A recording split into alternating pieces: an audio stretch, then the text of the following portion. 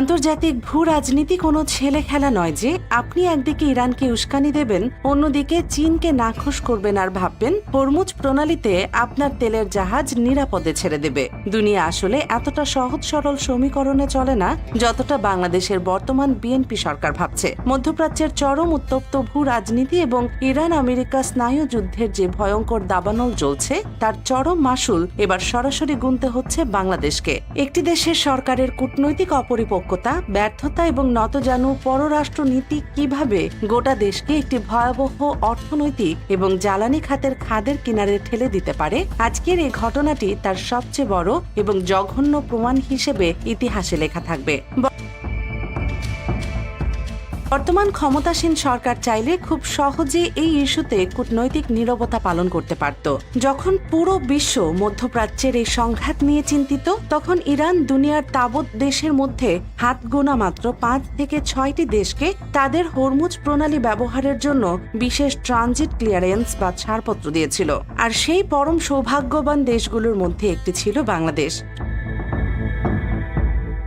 শুধু ক্লিয়ারেন্স দেয়াই নয়, ইরান অত্যন্ত প্রকাশ্যে এবং আনুষ্ঠানিকভাবে ঘোষণাও দিয়েছিল যে বাংলাদেশ তাদের অত্যন্ত কাছের এবং পরম বন্ধু প্রতিম একটি রাষ্ট্র। একটি দেশের চরম বিপদের সময় এর চেয়ে বড় কূটনৈতিক সৌজন্য আর কি হতে পারে যা ইরান দেখিয়েছিল।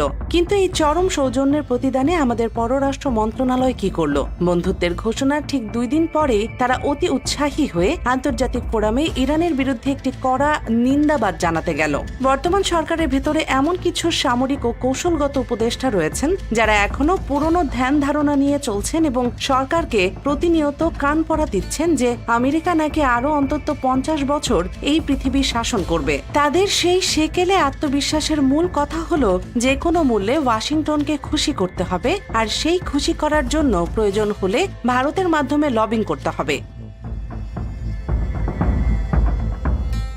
এই নতজানু চাটুরিকতার রাজনীতির সরাসরি ফসল হলো সেই বিবৃতি যেখানে ট্রাম্প প্রশাসনকে এবং পরোক্ষভাবে ভারতকে খুশি করার জন্য বাংলাদেশ আন্তর্জাতিক ফোরামে ইরানকে একটি আগ্রাসী দেশ হিসেবে আখ্যায়িত করে বসলো।